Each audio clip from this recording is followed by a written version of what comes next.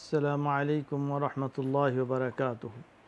الحمد لله رب العالمين والعاقبة للمتقين والصلاة والسلام على رسوله محمد وآله وأصحابه أجمعين أما بعد. সম্মানিত দর্শক শ্রোতা, আজকে আমি আপনাদের সামনে যে বিষয়ে আলোচনা করতে চাই সেটা হলো হজের সংক্ষিপ্ত পদ্ধতি। হজ একটি গুরুত্বপূর্ণ ইবাদত, ইসলামের রুকনসমূহের মধ্যে একটি গুরুত্বপূর্ণ ইবাদত। অতএব এই হজ করার আগে হজ সম্পর্কে, হজের নিয়ম সম্পর্কে, পদ্ধতি সম্পর্কে জানা এটা অত্যন্ত জরুরি। হাদিসে বর্ণিত হয়েছে, রসুল সাল্লাল্লাহু আলাইহি সাল্লাম বলেছেন, খুদু আন্নি মানাসিকাকুম, যে তোমরা আমার কাছ থেকে হজের পদ্ধতি গ্রহণ করো, হজের নিয়ম গ্রহণ করো। অর্থাৎ রসুল সাল্লাল্লাহু আলাইহি সাল্লাম যে নিয়মে, যে পদ্ধতিতে হজ করেছেন, আমাদেরকে সেই নিয়মে, সেই পদ্ধতিতেই করতে হবে।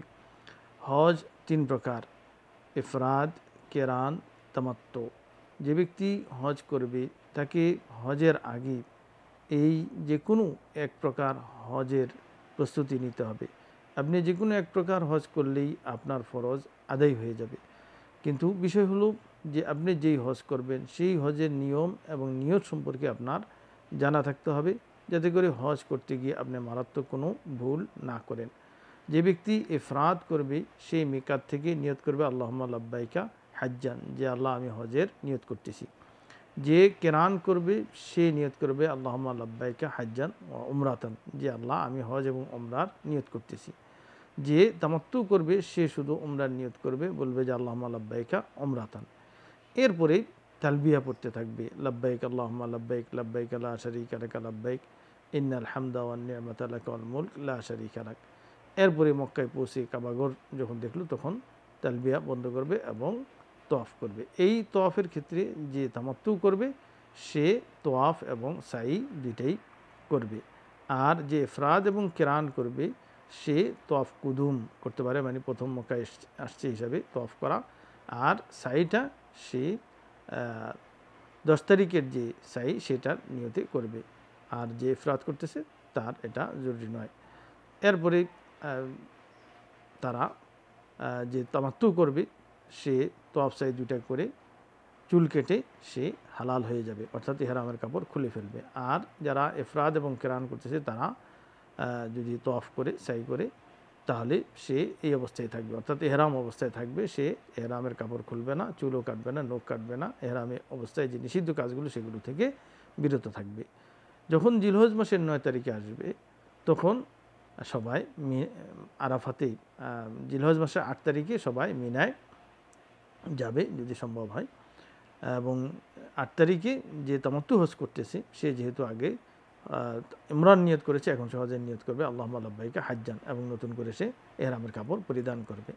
এরপরে এই মিনাতি জোহর, আসর, মাগরিব, এশা পরের দিন ফজর পর্যন্ত থাকবে।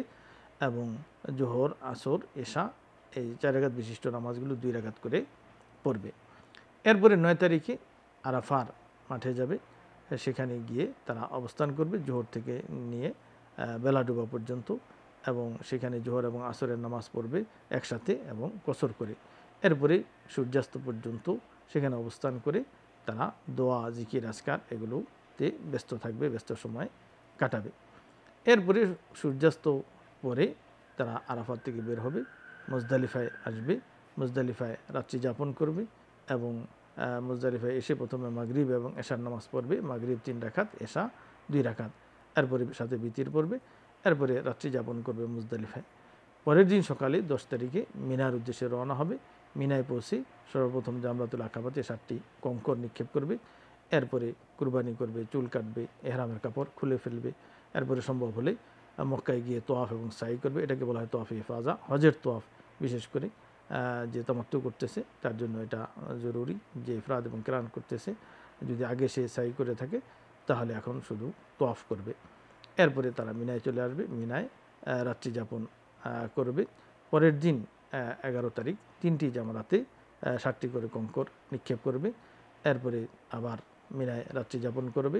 12 তারিখেও 3টি জামরাতে কঙ্কর নিক্ষেপ করবে। এরপরে যদি সে চায় তাহলে মক্কা ছেড়ে চলে আসবে, কিন্তু আসার আগে বিদায় তোয়াফ করে আসবে। সব হজ হজ পালনকারী ইফরাত কিরান তামাত্তু সবাইকেই বিদায় হজ করতে হবে।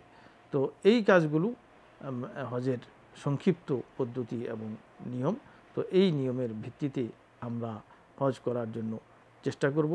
আল্লাহ রাব্বুল আলামিন আমাদেরকে সঠিক নিয়মে হজ করার তৌফিক দান করুন। আমিন। ওয়া সাল্লাল্লাহু আলা নবিয়িনা মুহাম্মদ সাল্লাল্লাহু আলাইহি ওয়াসাল্লাম।